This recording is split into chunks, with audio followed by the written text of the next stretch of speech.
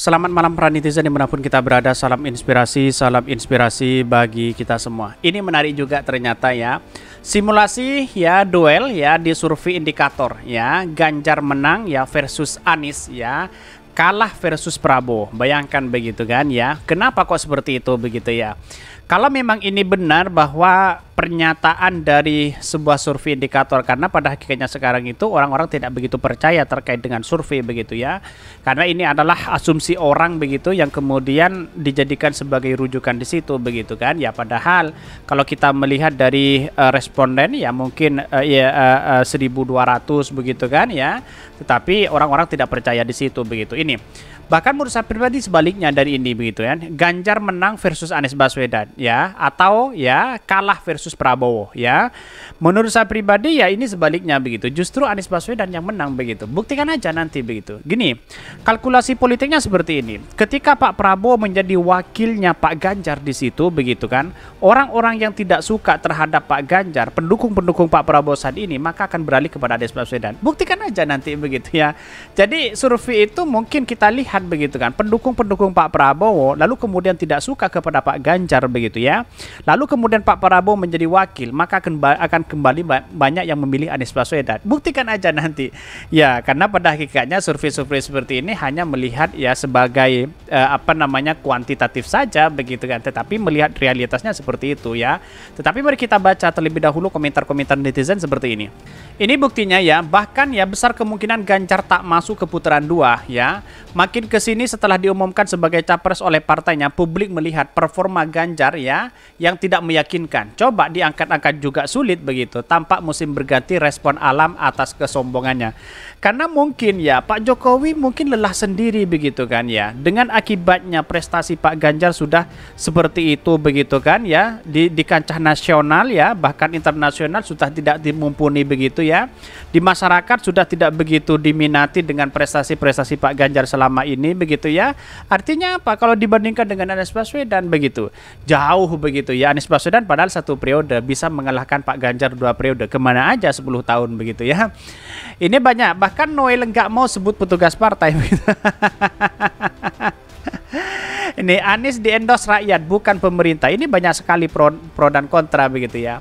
Bahkan dalam simulasi ya serata perolehan Ganjar hanya sekitar 30% sampai 32 ya. Itu artinya ada sekitar 68 sampai 70% yang tidak memilih Ganjar.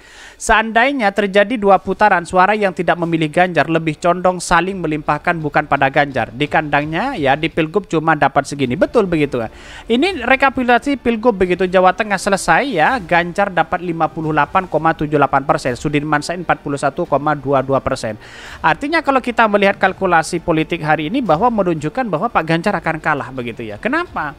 Buktikan aja begitu kan. Apalagi ya Pak Jokowi ingin mengawinkan paksa begitu kan ketika Pak Ganjar dengan Pak Prabowo begitu.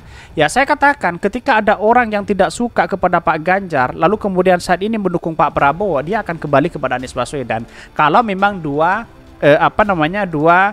simulasi begitu ya. Tetapi kalau 3 calon ini juga menjadi keuntungan kepada Anies Baswedan begitu. Kalau Pak Prabowo kalah di putaran pertama, maka di putaran kedua pendukung-pendukung Pak Prabowo akan kembali kepada Anies Baswedan. Ya itulah simulasi dan asumsi saya begitu kan ya. Ya berbeda dengan survei-survei itu kan juga asumsi orang begitu ya.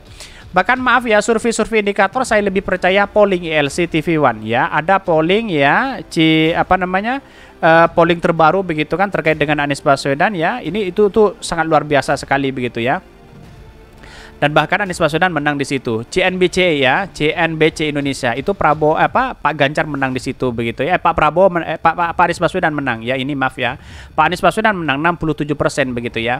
Bahkan ya ini Ganjar sekarang kartu mati. Pendukung Jokowi aja banyak yang nggak dukung partai-partai lain yang merapat ke P3. Itu pun bisa berubah. Ini banyak sekali pro dan kontra. Tetapi mari kita baca terlebih dahulu beritanya seperti ini.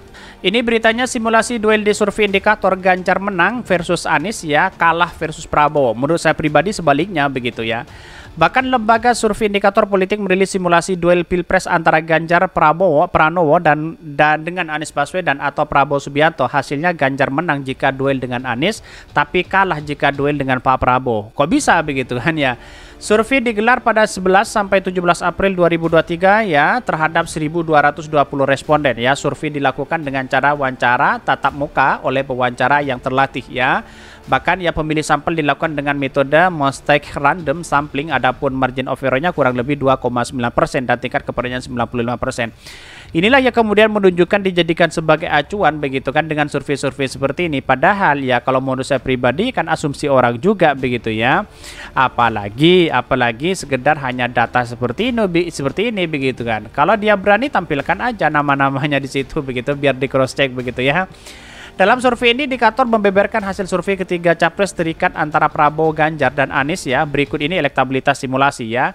Bahkan ini Ganjar Pranowo 34,80% ya, Prabowo Subianto 31,7% dan Anies Baswedan 25,2%. Dan bahkan indikator lagi mensimulasi duel dari ketiga capres tersebut. Ganjar menang jika diduelkan dengan Anies, tapi kalah duel dengan Prabowo. Justru menurut saya pribadi begini, Ganjar itu bisa terpojok ya, atau bisa dijadikan kartu mati begitu ya. Apa pertama ya, ketika Anies Baswedan dia ada 3 simulasi misalnya atau 2 simulasi misalnya ya Ganjar Prabowo ya, misalnya Anies Baswedan Bu Hovifah atau AHY misalnya. Maka kalau kemudian orang-orang pendukung Pak Prabowo saat ini yang tidak suka kepada Pak Ganjar, dia akan kembali kepada Anies Baswedan begitu ya. Jadi begitu sebaliknya ketika ada 3 simulasi misalnya ada Ganjar, Prabowo, dan Anies Baswedan ya. Di putaran pertama kalau Pak Prabowo menang, maka kemungkinan besar pendukung Pak Prabowo akan kembali kepada Anies Baswedan juga begitu. Akhirnya bisa saja Pak Ganjar itu adalah kartu mati begitu ya. Walaupun ya survei-survei seperti inilah yang kemudian menunjukkan dijadikan sebagai data ya tidak menjadi masalah juga karena inilah bagian dari demokrasi kita begitu ya. Bahkan indikator lalu mensimulasikan duel di ketiga capres ya dengan Pak Prabowo ya, sementara Anies kalah jika duel dengan Ganjar ataupun Prabowo ya. Bahkan Ganjar versus Prabowo, Ganjar 40%, Prabowo 46% ya. Anies Ganjar, Anies 37,9% dan Ganjar 44% ya. Apalagi Anies Prabowo ya, Anies 33,7% dan Prabowo 49,3% ya. Kalau di putaran pertama Pak Ganjar kalah ya kemungkinan besar ya pendukung-pendukung Pak Ganjar akan kembali kepada Pak Prabowo begitu. Kira-kira seperti itu begitu. Tetapi ini menarik begitu kan ya, dalam artian bahwa kalau memang ini diterapkan 3 pasangan ya bisa saja Pak Ganjar itu kalah begitu. Semakin banyak simulasi semakin mudah untuk mengalahkan untuk memenangkan ini Anies Baswedan begitu di kontestasi Pilpres di 2024. Kira-kira seperti itu begitu. Tapi saya rasa inilah kan bersifat survei begitu kan ya, secara demokrasi ya sah-sah aja mau survei apapun begitu ya. Tapi dengan adanya polling itu sudah menunjukkan bahwa keterbatasan survei itu di situ begitu. Tapi polling itu lebih banyak menjangkau begitu ya. Oke, mungkin itu yang kami sampaikan. Tonton terus channel Hodari Podcast Rakyat ini karena ada berita-berita menarik dan viral setiap harinya. Salam para netizen, salam inspirasi bagi kita semua. Jangan lupa di subscribe channel YouTube Hodari Podcast Rakyat ini.